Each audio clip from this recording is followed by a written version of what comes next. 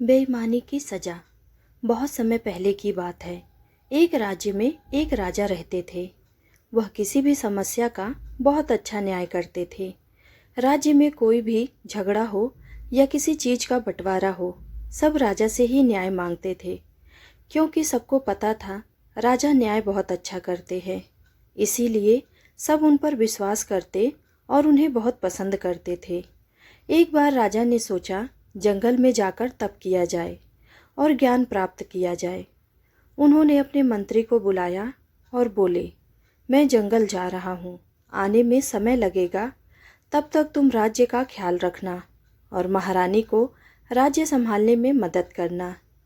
मंत्री बोला, ठीक है, आप जाइए, मैं सभी का ध्यान रखूंगा।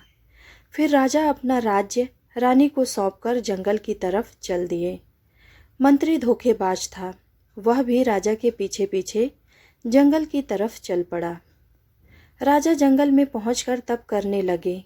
मंत्री भी छिपकर जो जो राजा करते वह भी वही करता। ऐसे करते करते कई साल गुजर गए।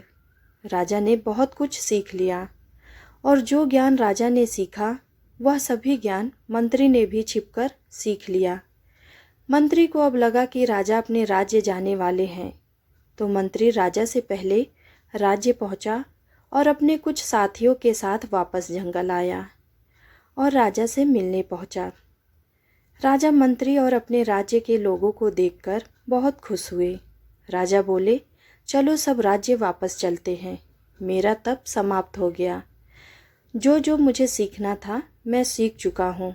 मंत्री बोला, आपने कई वर्षों तक तप किए हैं, हमें भी कुछ दिखाइए, आपने क्या क्या सीखा है। राजा बोले, मैं मुर्दे को जिंदा कर सकता हूँ। फिर मंत्री और उसके सभी साथी बोले, हमें विश्वास नहीं है, ऐसा भी हो सकता है।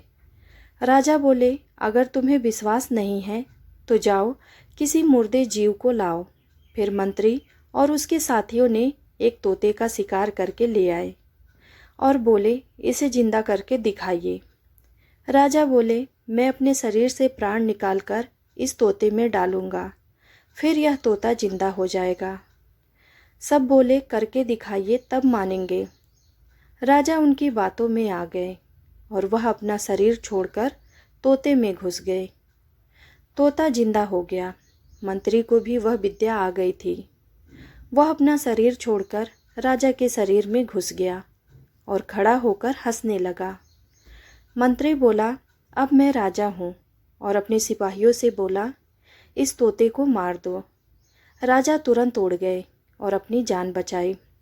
मंत्री राजा के शरीर में प्रवेश कर राज दरबार पहुंचा। सभी प्रजा उसे राजा समझकर बहुत खुश हुए। शरीर तो राजा का था, लेकिन उसके अंदर मंत्री था। इसीलिए जब वह बोलता तो आवाज़ राजा जैसा नहीं लगता। सब हैरान थे कि राजा की आवाज़ कैसे बदल गई। यह बात रानी को भी पता चली कि राजा जंगल से वापस आए हैं, लेकिन आवाज़ बदल गई है। रानी को कुछ गलत लग रहा था, इसीलिए अपने नौकर से बोली, राजा को जाकर बता देना कि मैंने व्रत रखा है। जब तक मेरा व्रत पूरा ना हो जाए तब तक वह मेरे पास ना आए। जब मेरा व्रत पूरा हो जाएगा तो मैं खुद उन्हें बुलाऊंगी। नौकर ने जाकर नकली राजा को सब बता दिया जो रानी ने कहा था। असली राजा नहीं जानते थे कि मंत्री धोखेबाज है। वह उड़ते उड़ते एक विशाल पेड़ पर पहुँचे। वहाँ पर पहले से बहुत सारे तोता रहते थे। वह भी उनके साथ रहने लगे।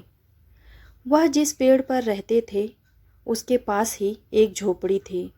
उस झोपड़ी में एक गरीब बुढ़िया रहती थी। पेड़ बुढ़िया के द्वार पर था। वह बुढ़िया ही पेड़ के आसपास की सफाई करती थी। एक दिन राजा सभी तोतों से बोले, हम सब इस बुढ़िया के पेड़ पर रहते हैं और यही हमारी गंदगी साफ करती है। क्यों ना हम सब जब शाम को वापस आए तो कुछ दाने साथ में ले आएं और इस बुढ़िया के लिए नीचे गिरा दें। सभी तोता राजी हो गए और हर शाम को जब सब वापस आते तो कुछ दाने बुढ़िया के लिए भी ले आते। इस तरह बुढ़िया भी भर पेट खाना पाने लगी। कुछ दिनों बाद एक शिकारी वहां आया। और उस पेड़ पर अपना जाल लगा दिया। सभी तोता उड़ गए, लेकिन राजा जाल में फंस गए। शिकारी राजा को पकड़कर पिंजरे में डाल दिया और पिंजरा लेकर अपने घर की तरफ चल दिया। रास्ते में एक पान की दुकान थी। शिकारी पान खाने के लिए पान की दुकान पर चला गया। पान वाले ने शिकारी के पास तोता देखा तो उसे तोता बहुत पसंद आया। उसने शिकारी से तोते को खरीद लिया। अब राजा तोते के रूप में पान वाले के पास रहने लगे। एक दिन उस राज्य में एक औरत अपने पति के साथ अपने मायके जा रही थी। रास्ते में जंगल पड़ा। जब महिला जंगल में पहुंची तो उसे प्यास लग गई। वह अपने पति से बोली, मुझे प्यास लगी है। पति पानी लाने के लिए पास में बह रही नदी की तरफ चल दिया। लेकिन जब पति वापस आया तो साथ में एक और आदमी आया जो बिल्कुल उसके पति जैसा ही था। वह एक भूत था जो उसके पति के रूप में था। जब दोनों महिला के पास पहुँचे तो महिला समझ नहीं पा रही थी कि उसका असली पति कौन है। दोनों खुद को उसका असली पति बता रहे थे। फिर वह महिला उन दोनों को सरपंच के पास ले गई। वह उनसे बोली, पता करके बताइए इन दोनों में से मेरा असली पति कौन है। सरपंच भी हैरान था। वह भी कुछ नहीं पता कर सका। यह बात चारों तरफ फैल गई। दो आदमी इसी बात को पान वाले के दुकान पर चर्चा कर रहे थे। वहाँ राजा पिंजरे में थे।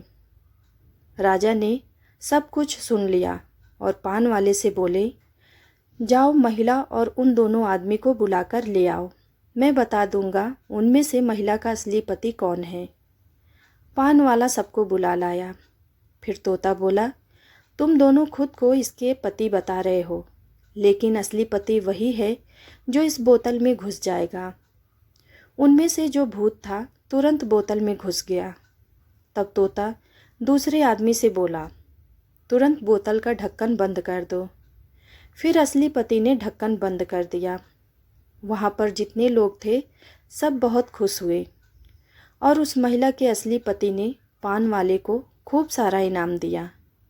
अब कहीं झगड़ा होता या कोई बंटवारा होता, सब उस तोते के पास आते और अपना न्याय पाते और पान वाले को खूब इनाम देते। धीरे धीरे यह बात रानी तक पहुँची। रानी को तुरंत राजा की याद आ गई, क्योंकि राजा किसी भी समस्या का अच्छा न्याय करते थे। फिर रानी एक दिन तोते से मिलने पहुँची। जब तोते ने रानी को देखा तो रोने लगा और अपनी पूरी कहानी रानी को बता दिया। रानी भी रोने लगी। रानी ने कहा, मंत्री आपके शरीर में है, उसको कैसे निकाला जाए। राजा बोले, मैं आपको जैसा जैसा कहता हूँ आप वैसे ही कीजिए। फिर रानी को राजा ने तरीका बताया कि मंत्री को अपने शरीर से बाहर कैसे निकालना है। रानी तोता को लेकर महल चली आई और तोते को छुपाकर तोते ने जैसा कहा था करने की तैयारी करने लगी। फिर रानी ने अपने नौकर से कहा, जाओ राजा को बता देना कि आज मेरा व्रत खत्म हो गया है, वह मेरे पास आ सकते हैं। नौकर ने जाकर राजा को बता दिया। मंत्री बहुत खुश हुआ। उसने मन में सोचा, आखिरकार रानी ने मुझे राजा मान ही लिया। वह तुरंत शाम को रानी के पास पहुंचा और रानी से बातें करने लगा। रानी उसकी आवाज़ सुनकर समझ गई कि यह मंत्री ही है जो राजा के शरीर में है। कुछ देर बाद रानी ने कहा, आपने कई वर्षों तक तपस्या की है, मुझे भी कुछ दिखाइए, आपने क्या सीखा है। मंत्री बोला, मैं मुर्दे को जिंदा कर सकता हूँ। रानी बोली, ऐसा कैसे हो सकता है, मैं कैसे यकीन कर लूँ। मंत्री बोला, कोई मुर्दा जीव लाओ, मैं आपको जिंदा करके दिखाऊंगा। रानी ने कहा, मैंने सुना है धोबी का गधा मर गया है, मैं उसका मुर्दा शरीर मंगा लाती हूँ, आप उसे जिंदा करके दिखा दें, फिर मुझे यकीन हो जाएगा। मंत्री बोला, ठीक है, मंगा लीजिए। रानी ने गधे के मुर्दे शरीर को मंगवाया। मंत्री अपना विद्या दिखाने लगा। कुछ ही देर में मंत्री राजा के शरीर से निकलकर गधे के शरीर में प्रवेश कर गया और गधा जिंदा हो गया। रानी ने तुरंत तोते को पिंजरे से बाहर निकाला। तोते से राजा ने अपने प्राण निकालकर अपने शरीर में वापस प्रवेश कर गए। मंत्री जो गधे के शरीर में घुसा था वह वहीं रह गया। वह रानी की चाल नहीं समझ सका। फिर राजा ने गधे को पकड़कर धोबी को दे दिया और धोबी से बोले, इसको बहुत सारा काम देना। धोबी गधे को लेकर चला गया। फिर राजा और रानी अपना जीवन खुशी खुशी व्यतीत करने लगे। उम्मीद करती हूँ आप सबको यह कहानी ज़रूर पसंद आई होगी। ऐसे ही नए नए कहानियों के साथ जुड़े रहने के लिए कृपया मेरे चैनल को लाइक और सब्सक्राइब ज़रूर कीजिएगा। धन्यवाद।